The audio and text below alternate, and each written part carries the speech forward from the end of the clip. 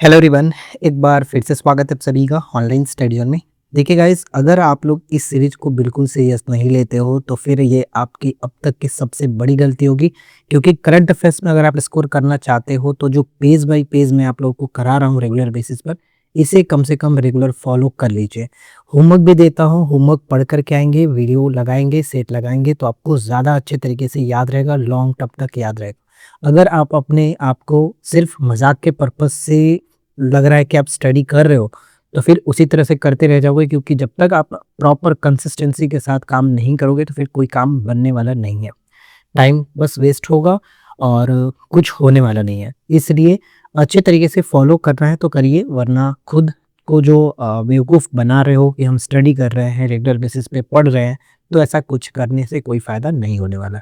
ठीक है, तो बस आज इस वीडियो में मैं आपको बता रहा हूँ कि पेज नंबर 7 जो अगर आपने पल पढ़ा होगा तो अच्छी बात है, नहीं पढ़ा है तो यार कम से कम पढ़ कर के आओ और वीडियो को लगाओ, तब जा कर के देखोगे कितना मज़ा आता है। कम से कम एक बार वीडियो को एंड तक देखो, तब समझ में आएगा कि क्या चीज़ें हम प्रोवाइड करा रहे हैं। ठीक है, तो स्टार्ट करते हैं सबसे पहला प्रश्न से। और इसमें टॉपिक नंबर 7 मतलब पेज नंबर 7 में 2 टॉपिक था, जिसमें पहला टॉपिक था कि वर्ष 2025-26 में जो भी स्थान है उनके परिवर्तित नाम दिए गए थे, और दूसरा जो टॉपिक था वो आप यहाँ पे देख पाओगे, वर्ष 2025-26 में आयोजित किए गए राष्ट्रीय महोत्सव। तो दोनों चीज़ों को इस वीडियो में कवर करने वाले, तो एंड तक वीडियो को देखिए। स्टार्ट करते हैं पहले प्रश्न से। राजस्थान के जो प्रसिद्ध हिल स्टेशन है माउंट आबू, इसका नाम बदल करके क्या कर दिया गया? तो हाल ही में माउंट आबू का नाम बदल करके रखा गया है अबू राज। ठीक है, अबू राज कर दिया गया। ऑप्शन सी को टिक करेंगे। एक्सप्लेनेशन नीचे दिया गया, आप इसे चाहो तो पढ़ सकते हो, लेकिन सबसे पहले खुद से क्वेश्चन को आराम से पढ़िए। ठीक है, और उसके बाद लगाइए। जैसे कि हम जानते हैं, ये जो आपका माउंट आबू है वो किसके लिए प्रसिद्ध है? जैन मंदिर के लिए प्रसिद्ध है। यह स्थान अपनी प्राकृतिक सुंदरता और दिलवाड़ा जैन मंदिर के लिए काफ़ी प्रसिद्ध माना जाता है। तो ये चीज़ आपको याद रखना है। अच्छा, हो सकता है ऐसे भी प्रश्न पूछे कि ये कहाँ स्थित है, तो यहाँ पर देखो मेंशन किया गया कि राजस्थान के सिरोही जिले में एकमात्र हिल स्टेशन माउंट आबू का नाम परिवर्तित करके अबू राज कर दिया गया। इसमें सिर्फ और सिर्फ जब आप बुक पढ़ोगे तो इसमें सिर्फ लिखा गया था mount Abu hill station Rajasthan Abu राज, लेकिन इसमें हमने एक्स्ट्रा फैक्ट को भी शामिल कर दिया ताकि आपसे पेपर में कुछ क्वेश्चन बने, एक्स्ट्रा चीज़ें तो देखने को मिल जाए। ठीक है, चलो नेक्स्ट सवाल देखिए। कह रहा है कि जम्मू कश्मीर में स्थित झेलम स्टेडियम का नया नामकरण किसके सम्मान में किया गया? तो नया नामकरण आपको पता होगा किसके नाम पर किया गया था? जनरल बिपिन रावत। यहाँ पर हम बी को टिक करेंगे। और जनरल बिपिन रावत का नाम आपको पता ही होगा क्यों फेमस थे, तो ये भारत के पहले सीडीएस थे जनरल बिपिन रावत। स्टेडियम कर दिया गया है और यह निर्णय उनके सैन्य सेवाओं और राष्ट्र के प्रति उनके बलिदान को श्रद्धांजलि देने के लिए किया गया। इस स्टेडियम का पुनर्निर्माण खेल गतिविधियों को बढ़ावा देने के लिए किया गया। नेक्स्ट आता है अगला पॉइंट कि अंडमान निकोबार द्वीप समूह की राजधानी पोर्ट ब्लेयर का नया आधिकारिक नाम क्या होगा? तो पोर्ट ब्लेयर का नया आधिकारिक नाम कर दिया गया श्री विजयपुरम। श्री विजयपुरम। ठीक है, यहाँ पर देख सकते हो लिखा गया है कि पोर्ट ब्लेयर का नाम बदल करके श्री विजयपुरम कर दिया गया। यह नाम परिवर्तित औपनिवेशिक विरासत यानी क्लॉनिकल लिगेसी से मुक्ति पाने और चोल साम्राज्य के ऐतिहासिक विजयों को रेखांकित करने के लिए किया गया। और श्री विजयपुरम नाम उस गौरवशाली इतिहास का प्रतीक है जिसने भारत के स्वतंत्रता संग्राम में महत्वपूर्ण भूमिका निभाई थी। अब जब इस प्रश्न में देखोगे तो ज़्यादातर देखने को नहीं मिलेगा, सिर्फ और सिर्फ आपको सिंपल सा देखने को मिलेगा। देखो पोर्ट ब्लेयर लिखा गया था सिंपल सा, इसमें श्री विजयपुरम लिखा गया, लेकिन हमने आपको एक्स्ट्रा फैक्ट के साथ क्वेश्चन बनाने की कोशिश कर रहा हूँ। तो आराम से वीडियो को रेगुलर फॉलो करिए, बहुत सारी चीज़ें जानने को मिलेगी। सिर्फ और सिर्फ आपको लगता है कि अगर हम वन लाइनर पढ़ करके एग्जाम क्वालिफाई कर जाएंगे अब, तो ऐसा कुछ होने वाला नहीं है। सिर्फ सपना का सपना रह जाएगा सरकारी नौकरी का। राइट, तो चलो अगला सवाल देखो। निम्नलिखित कथनों पर विचार कीजिए, जिसमें पहला पॉइंट दिया गया कि केरल राज्य का नया आधिकारिक नाम परिवर्तित करके केरलम कर दिया गया है, रखने का प्रस्ताव किया गया। पूरी तरह से सही है। केरल में स्थित अरलम जो वन्यजीव अभ्यारण्य था, इसका नाम बदल करके अरलम तितली अभ्यारण्य किया गया, तो ये भी सही है। और तीसरा आता है कि रातापानी टाइगर रिजर्व जो कि मध्य प्रदेश में स्थित है, इसका नामकरण हाल ही में किया गया है विष्णु श्रीधर वाकड़कर जो कि टाइगर रिजर्व। यानी तीनों की तीनों पॉइंट सही है, सत्य ही बताना था। ऑप्शन डी को टिक करेंगे। सारा एक्सप्लेनेशन यहाँ पर देखने को मिलेगा, आराम से एक एक करके पढ़ लेना। ठीक है, अगला सवाल नेक्स्ट क्या आता है? उत्तराखंड के उत्तरकाशी जिले में स्थित सिलक्यारा जो सुरंग है, जो हाल ही में चर्चा में रही, के संदर्भ में इसकी कुल लंबाई कितनी है। देखो, जो सिलक्यारा टनल है, इसका जो नाम बदला गया है, हाल ही में नाम बदल करके क्या किया गया वो यहाँ पर मैंने मेंशन किया है। सुरंग के नाम को अब स्थानीय देवता, मतलब यहाँ के जो स्थानीय देवता हैं, बाबा वैकनाग, ठीक है, बाबा बौखनाग के नाम पर कर दिया गया, बदल दिया गया। सिलक्यारा सुरंग का नाम बौखनाग कर दिया गया, ये याद रखिएगा। और इसकी कुल लंबाई पूछा जा सकता है। देखो, इसमें तो लंबाई नहीं दिया गया था, मैंने कहीं एक जगह लिखा था, अपने से पढ़ करके मैंने एक सब लिखा था, तो ये चीज़ मैंने बनाया खुद से। तो सारी चीज़ें आपको बुक में नहीं मिलेगा, तो इसलिए आपको वीडियो भी देखना पड़ेगा, पीडीएफ में जो मिलेगा उसको देख लेना। तो राइट आंसर क्या हो जाएगा, 4.53 किलोमीटर, राइट आंसर बी। अगर वीडियो पसंद आ रहा तो यार प्लीज़ वीडियो को लाइक करो, अपने दोस्तों के साथ कम से कम शेयर किया करो। सिर्फ और सिर्फ अकेले के लिए वीडियो देखते हो, ये गलत बात है। अगला सवाल, भारत के प्रधानमंत्री कार्यालय पीएमओ ऑफिस जो है, पीएम ऑफिस को अब किस नाम से संबोधित किया जाएगा। तो इसका नया नाम कर दिया गया है सेवा तीर्थ, ठीक है, सेवा तीर्थ, ऑप्शन सी हो जाएगा, नाम बदल करके सेवा तीर्थ कर दिया गया है।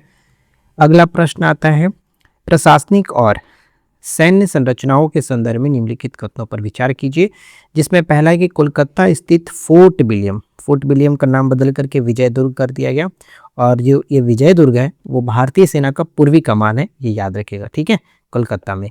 फिर आता है कि मुंबई में स्थित कार्निक ब्रिज, ठीक है, कार्निक ब्रिज का नाम अब सिंदूर ब्रिज कर दिया गया। हो सकता है ऐसे पूछा जाए कि हाल ही में चर्चा में रहा कार्निक ब्रिज का नया नाम सिंदूर ब्रिज है, ये किस शहर में स्थित था, तो मुंबई में स्थित था। मैंने एक्स्ट्रा चीज़ें भी ऐड कर दिया है। भारत के केंद्रीय सचिवालय को अब कर्तव्य भवन का नाम मतलब नाम से जाना जाएगा। यहाँ पे तीनों पॉइंट पूरी तरह से सही है, सत्य के रूप में डी को टिक करेंगे, ऑप्शन डी, राइट। देखो, सारा चीज मैंने यहाँ पर मेंशन किया हुआ है कि ये भारतीय सेना का पूर्वी कमान, मुख्यालय फोर्ट विलियम का नाम बदल करके अब विजय दुर्ग कर दिया गया, जो मराठा नौसैनिक शक्ति के प्रतीक विजय दुर्ग किले की याद दिलाता है। तो मतलब एक्स्ट्रा फैक्ट आपको जानने को मिलेगा, लेकिन पढ़ोगे तब तो। नेक्स्ट क्या आता है कि राष्ट्रपति भवन और स्वास्थ्य केंद्रों से संबंधित कथनों पर विचार कीजिए, जिसमें पहला पॉइंट आता है कि राष्ट्रपति भवन के अंदर जो दरबार हॉल है, इसका नया नाम गणतंत्र मंडप किया गया, पॉइंट सही है। सेकंड आता है कि राष्ट्रपति भवन के जो अशोक हॉल है, इसका नाम अशोक मंडप किया गया, ये भी सही होगा।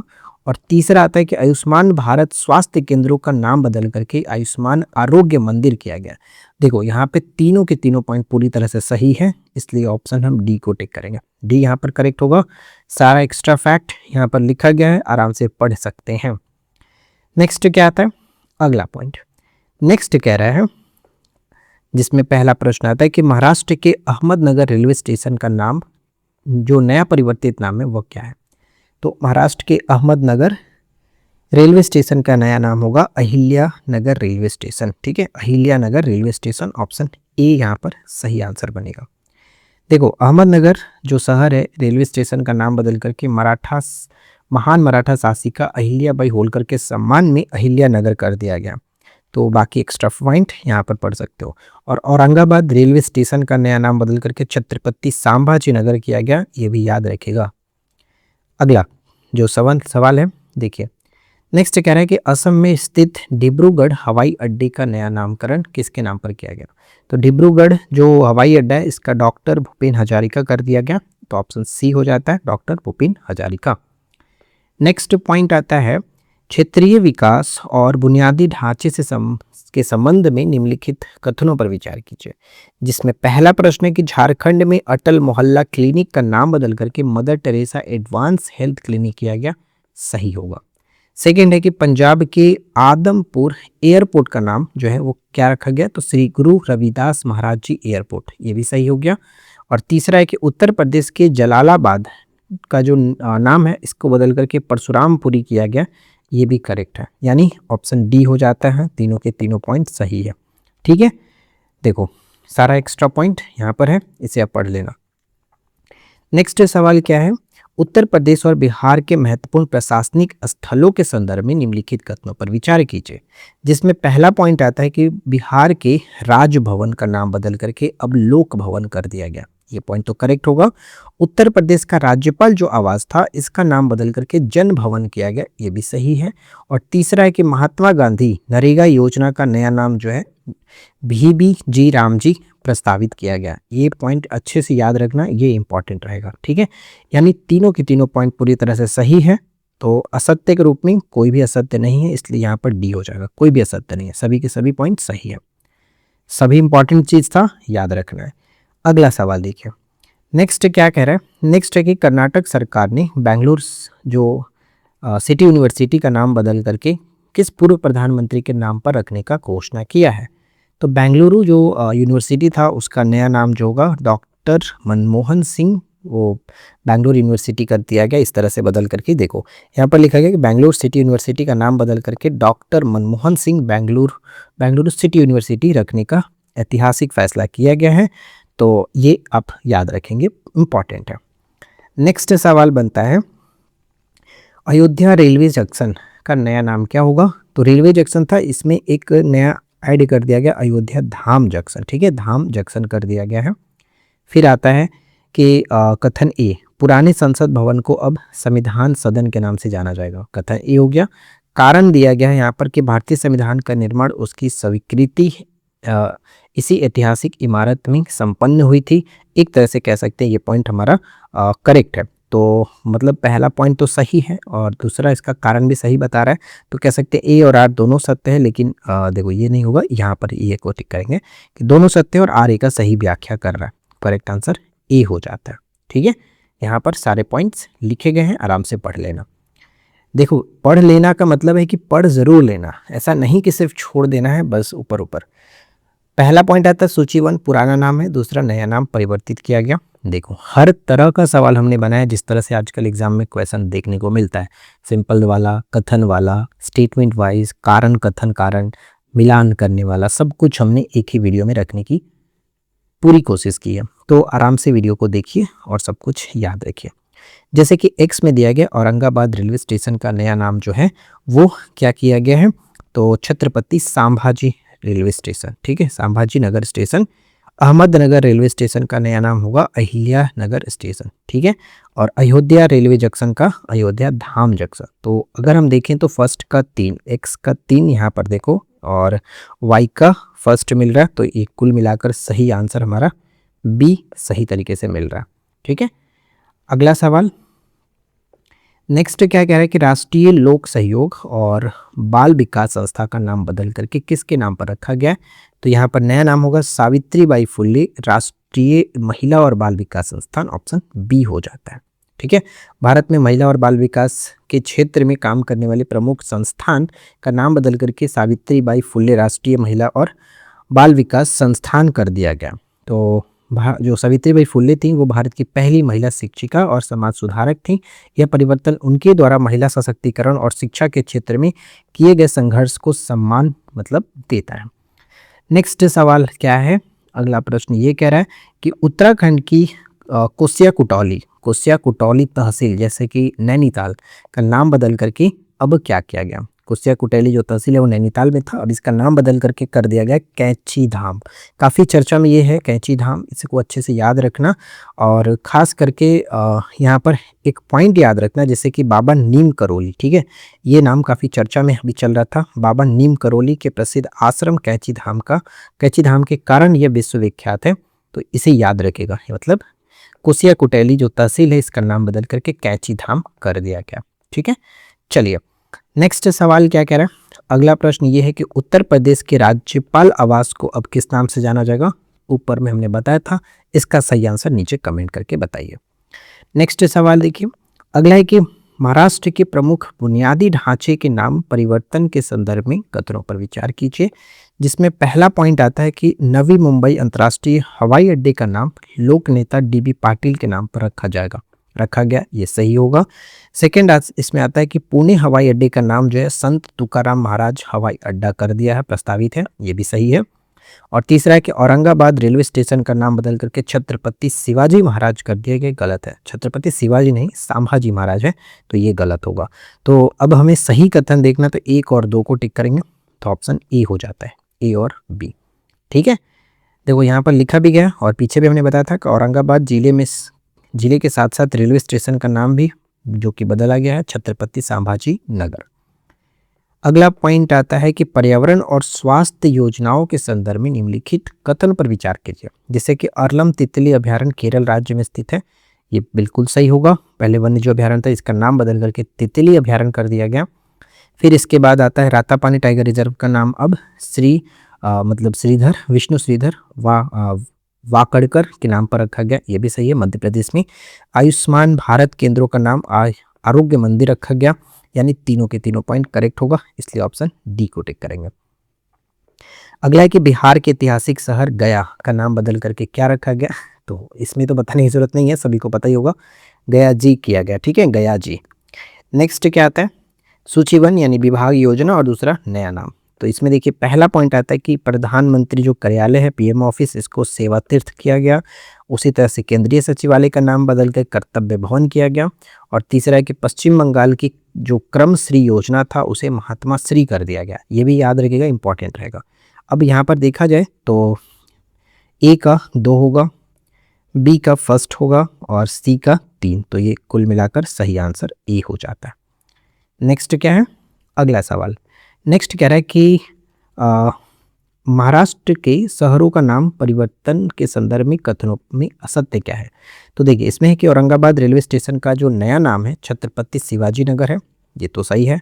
अहमदनगर का नाम अहिल्या नगर कर दिया गया। नवी मुंबई एयरपोर्ट का नाम डीवी पाटिल, मतलब 1-2 क्वेश्चन आपको बार बार रिपीट किया गया, तो कोई गलत बात नहीं है, अच्छा ही है, याद रखने में सही होगा। तो सत्य विकल्प पे चुनना है। तो देखो अच्छा, औरंगाबाद की अगर हम बात करें तो यहाँ पे शिवाजी नगर किया गया था ना, ये गलत है, संभाजी नगर हमने देखा था, तो ये तो गलत हो गया, तो ये पॉइंट गलत है। और असत्य पूछा गया तो असत्य केवल 1 होगा, सॉरी माफ़ी चाहूँगा, ध्यान से हमने नहीं पढ़ा और यही चीज़ आपको एग्जाम में भी नहीं करना है, ठीक है, ध्यान से क्वेश्चन को पढ़ना है। तो क्लियर यहाँ पर मेंशन किया गया। चलिए अगला सवाल क्या कह रहा है, नेक्स्ट हमारा प्रश्न बनता है कि उत्तरकाशी में स्थित सिकयारा जो टनल है को अब किस स्थानीय देवता के नाम पर समर्पित किया गया है। अब आप फटाफट नीचे कमेंट करके इसका सही आंसर बताइएगा ज़रूर, तो देखते हैं कितने लोग यहाँ पर सही आंसर करते हैं। अब देखिए यहाँ से हमारा सेकंड जो टॉपिक था, मतलब कि पेज नंबर 7 में सेकंड टॉपिक राष्ट्रीय महोत्सव जो था वो हमने यहाँ पर इंक्लूड कर दिया है। अब उसको देखते हैं, क्योंकि टॉपिक नंबर हमने टॉपिक नेम चेंज कर दिया, आयोजित किए गए राष्ट्रीय महोत्सव, ठीक है। तो क्वेश्चन नंबर 27 कह रहा है कि जून 2026 के महीने में केंद्र शासित प्रदेश जम्मू और कश्मीर में भद्रवा घाटी के औषधीय और सुगंधित पौधों की कृषि को बढ़ावा देने के लिए कौन सा विशिष्ट महोत्सव आयोजित किया गया था। देखो सिंपल सा आप यहाँ पर प्रश्न पढ़ोगे तो ऐसा कुछ देखने को नहीं मिलेगा, लेकिन हमने इस क्वेश्चन को थोड़ा सा इंटरेस्टिंग वे में बना दिया है ताकि क्वेश्चन जिस तरह से एग्जाम में पूछा जाता है वो आपको देखने को मिलता है। तो यहाँ पर लेवेंडर महोत्सव करेक्ट आंसर बनेगा, ऑप्शन बी। जैसे कि यहाँ पर देखो लिखा गया है कि लेवेंडर महोत्सव जो है वो आपका जम्मू कश्मीर में मनाएगा, बस सिंपल सा, ये तो आपको पता ही है। लेकिन क्वेश्चन ऐसा हो नहीं सकता कि सिर्फ और सिर्फ आपका यही पूछे कि लेवेंडर महोत्सव किस राज्य या केंद्र शासित प्रदेश में मनाया जाता है, क्वेश्चन को घुमा करके पूछा जा सकता है। तो हमने क्वेश्चन को इसी तरह से अरेंज किया है, ठीक है। तो करेक्ट आंसर ऑप्शन बी हो जाएगा। और बाकी जो भी चीज़ें यहाँ पर आप पढ़ पाएंगे, जैसे कि यह विशेष रूप से बैंगनी क्रांति और लेवेंडर की खेती को बढ़ावा देने के लिए मनाया जाता है, और जम्मू कश्मीर का भद्रवा क्षेत्र भारत की लेवेंडर राजधानी के रूप में उभरा है।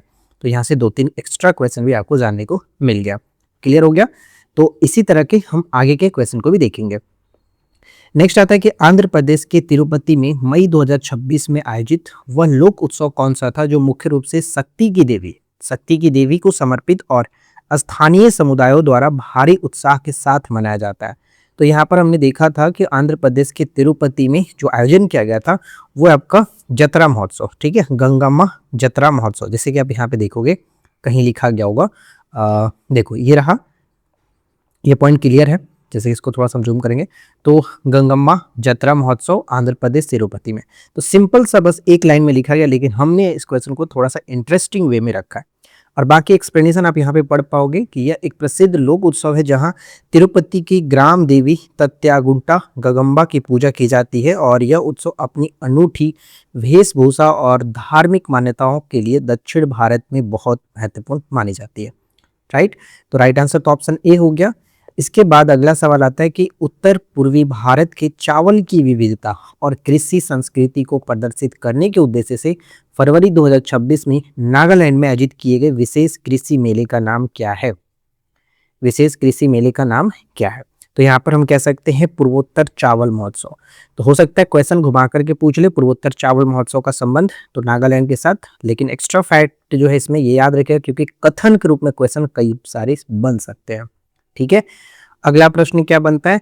नेक्स्ट है कि उत्तराखंड के हिमालयी क्षेत्र में आयोजित रमन्ना उत्सव, ठीक है, रमन्ना उत्सव अप्रैल 2026 में जो अपनी धार्मिक और मुखौटा नृत्य परंपराओं के लिए जाना जाता है, मूलतः किस समुदाय या फिर क्षेत्र से जुड़ा है? तो उत्तराखंड में तो क्लियर हो गया, उत्तराखंड में आपका ये रमन्ना जो उत्सव है ये मनाया जाता है।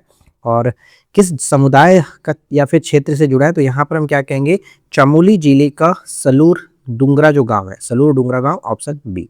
अब ये आपको इसमें नहीं देखने को मिलेगा गाइस, आप चाहो यहाँ पर कुछ भी पढ़ लो, ऐसा नहीं मिलेगा। मैंने क्वेश्चन को थोड़ा सा अलग वे में बनाया कि रट कर के याद तो करके आप आओगे, मुझे ये तो पता ही है, लेकिन मज़ा तब आएगा जब थोड़ा सा एक्स्ट्रा चीज़ों को जान करके जाओ। ठीक है, तो सारी चीज़ें यहाँ पर आपको पढ़ने को मिलेगा, आराम से इसे पढ़ लीजिएगा और साथ ही साथ इसे यूनेस्को द्वारा मान्यता की अमूर्त सांस्कृतिक विरासत के रूप में मान्यता दी गई है, ये थोड़ा सा याद रखिएगा।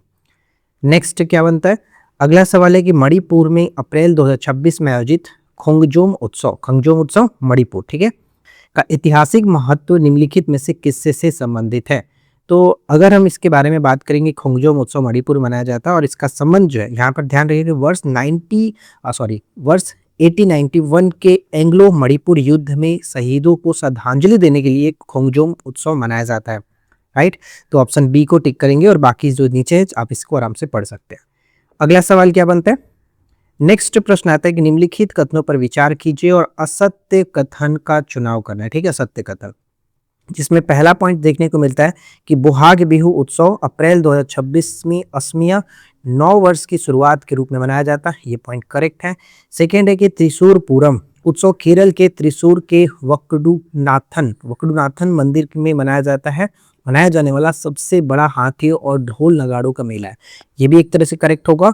और तीसरा पॉइंट देखने को मिल रहा है कि खुबानी फूल उत्सव लद्दाख में शीतकालीन कड़ाके की ठंड के अंत को चिन्हित करने के लिए अप्रैल 2026 में आयोजित किया जाता है, यानी तीनों के तीनों पॉइंट पूरी तरह से करेक्ट है, कोई दिक्कत नहीं, ऑप्शन डी को टिक करेंगे। बाकी एक्स्ट्रा पॉइंट जो है आप नीचे पढ़ करके समझ सकते हैं। चलो आगे बढ़ते, अगला सवाल। नेक्स्ट सवाल देखिए, कह रहा है कि केंद्र सरकार के हस्तशिल्प और ग्रामीण विकास कार्यक्रमों के संदर्भ में निम्नलिखित कथनों पर विचार कीजिए, जिसमें पहला आता है कि 28वां सरस आजीविका मेला 2026 का आयोजन गुरुग्राम हरियाणा में फरवरी माह में किया गया, यानी पहला पॉइंट तो करेक्ट है, इसमें कोई दिक्कत वाली बात नहीं है।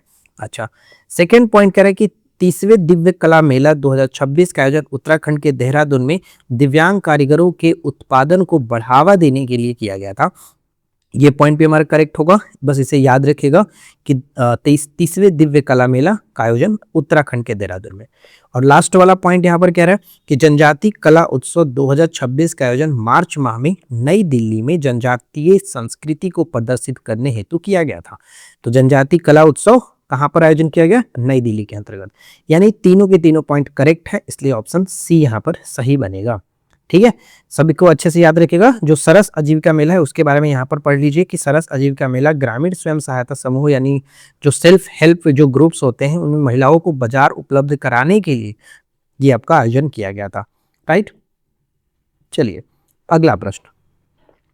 नेक्स्ट आता है कि मिजोरम में मार्च 2026 में मनाया गया चापचारकूट मिजोरम में, हमेशा याद रखिएगा, उत्सव मूलतः किस कृषि प्रक्रिया को पूरा होने के उपलक्ष्य में आयोजित किया जाता है? तो ये चापचारकूट जो है इसका संबंध यहाँ पे झूम खेती के जंगल की सफाई के संबंध में इसको मनाया जाता है, तो ऑप्शन बी को टिक करेंगे। ठीक है, मतलब चापचारकूट उत्सव मार्च 2026 में मिजोरम में मनाया गया और यह मिजो लोगों का सबसे बड़ा त्यौहार है जो झूम यानी स्थानांतरित खेती के लिए जंगलों की कटाई सफाई के कठिन कार्य पूरा होने के बाद एक तरह से मनाया जाता है। यह खुशी नाच और संगीत का एक तरह से त्यौहार है। तो बस एक छोटा सा पॉइंट है, इसमें याद रखिएगा। नेक्स्ट क्वेश्चन पे आते हैं और अगला सवाल कह रहा है कि पश्चिम बंगाल के ठाकुरबाड़ी में मार्च 2026 में आयोजित मतुआ धर्म मेला, मतुआ धर्म मेला पश्चिम बंगाल। ठीक है, बस यही चीज आपको बुक में देखने को मिला होगा। ये किस समुदाय या सामाजिक धार्मिक जागृति का प्रतीक है? तो यहाँ पर क्या होगा, मतुआ, क्वेश्चन में ही कह रहा है कि मतुआ धर्म मेला, तो मतुआ समुदाय, ऑप्शन बी को टिक कर सकते हैं। और जो भी पॉइंट एक्स्ट्रा आप नीचे पढ़ लेना। अगला सवाल कह रहा है कि झारखंड के जनजाति समुदाय द्वारा मार्च 2026 में मनाया जाने वाला सरहुल, सरहुल महोत्सव तो आपको पता ही है झारखंड में किस वृक्ष की पूजा से विशेष रूप से संबंधित है? तो ये जो सरहुल है इसका संबंध हमारा होता है साल वृक्ष के। ठीक है, साल वृक्ष। देखो यहाँ पर लिखा भी गया होगा, जब पढ़ेंगे सरहुल महोत्सव जो है मार्च 2026 में झारखंड में मनाया गया, और यह प्रकृति की पूजा का त्योहार है जिसमें साल के पेड़ों के खिलने पर उनकी पूजा की जाती है। मुंडा, उराव और हो जनजातियों इसे धरती माता के प्रति कृतज्ञता प्रकट करने के लिए मनाती है। तो बहुत इंपॉर्टेंट है सरहुल महोत्सव, कई बार पूछा गया है, याद रखिएगा झारखंड। अगला सवाल देखिए क्या है। नेक्स्ट प्रश्न बनता है कि सांस्कृतिक महोत्सव की क्षेत्रीय अवस्थिति के संबंध में निम्नलिखित कथनों पर विचार कीजिए। जिसमें पहला आता है लोसार महोत्सव फरवरी 2026 में हिमाचल प्रदेश के तिब्बती नव वर्ष के स्वागत के रूप में मनाया गया। पहला पॉइंट करेक्ट है, इसमें कोई दिक्कत नहीं।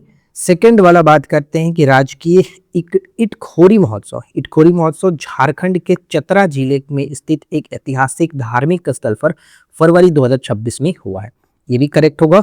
अच्छा, तीसरा पॉइंट यहाँ पर है कि चेहरा ओबा, चेहरा ओबा उत्सव मणिपुर का एक पारंपरिक नव वर्ष है जो अप्रैल 2026 में मनाया गया। तो यहाँ पर देखिए कि चेहरा ओबा मणिपुर और इटखोरी महोत्सव झारखंड, लोसार महोत्सव हिमाचल प्रदेश, ये तीनों के तीनों पूरी तरह से सही है। तो यहाँ पर करेक्ट क्या होगा, करेक्ट हो जाएगा ऑप्शन सी। 1, 2, 3 तीनों पॉइंट बिल्कुल सही, ऑप्शन सी को टिक करेंगे। बाकी एक्स्ट्रा फैक्ट नीचे दिया गया है, आप आराम से पढ़ लेना। नेक्स्ट आता है कि नागालैंड के बुंगरम्बा, ठीक है, बंगुरम्बा जो नृत्य है उत्सव और असम की सांस्कृतिक भागीदारी के संदर्भ में जनवरी 2026 में कौन सा नृत्य उत्सव असम की बोडो जनजाति की पहचान बना? तो यहाँ पर क्या बनेगा, देखो नाम में ही क्लियर हो जा रहा है, बगुरुम्बा। तो यहाँ पर प्रश्न का आंसर भी आपका होगा बागुरुम्बा नृत्य उत्सव, ऑप्शन बी को टिक करेंगे, राइट। अगला सवाल क्या है कि केरल के सबरीमाला मंदिर में मकर संक्रांति के अवसर पर जनवरी 2026 में आयोजित होने वाला प्रसिद्ध वार्षिक उत्सव कौन सा है? प्रसिद्ध वार्षिक उत्सव कौन सा है?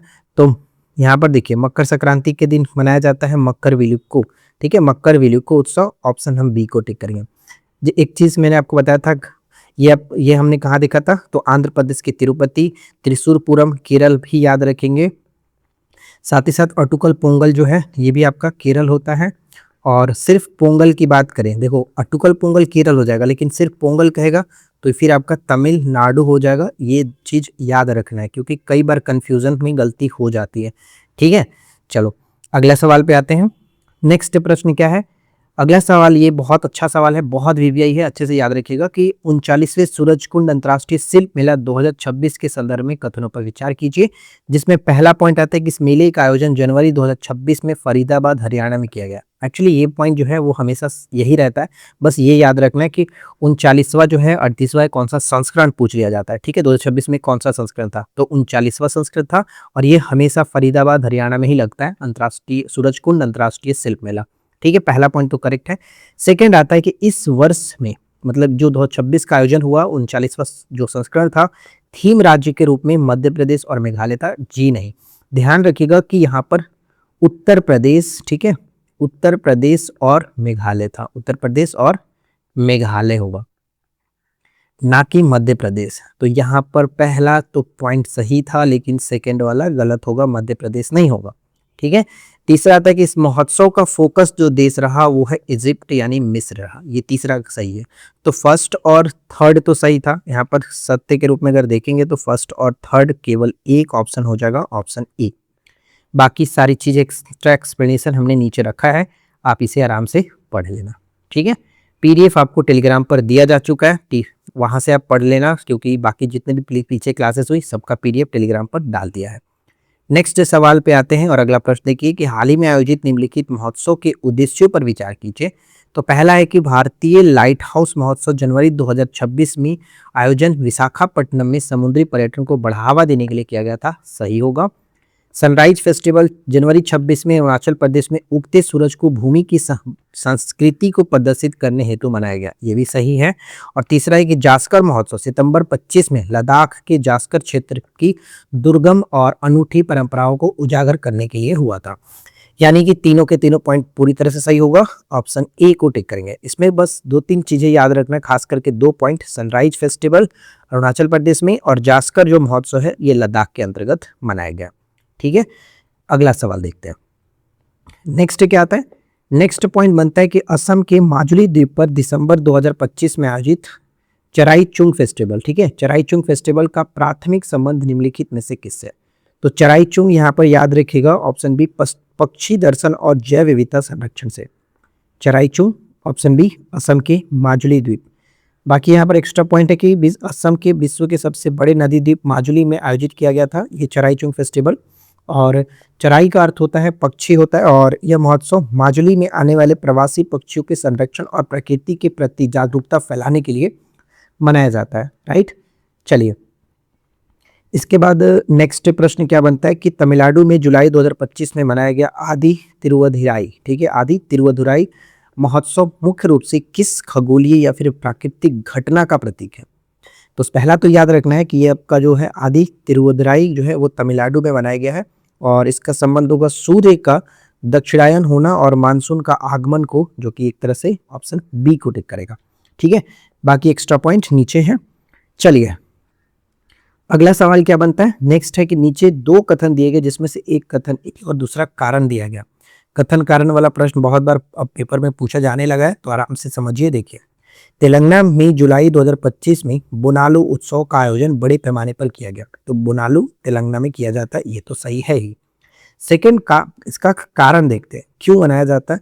तो यह उत्सव जो है हिंदू देवी महाकाली को समर्पित है, जिसमें भक्त अपनी मनोकामना पूरी होने पर देवी को पके हुए चावल का नवेदन अर्पित करते हैं। यानी इसका ये सही व्याख्या भी कर रहा है क्यों मनाते हैं। तो यहाँ पर क्लियर है कि ए और आर दोनों सही है, और आर ए का सही व्याख्या कर रहा है, इसलिए ऑप्शन ए हमारा सही हो जाएगा।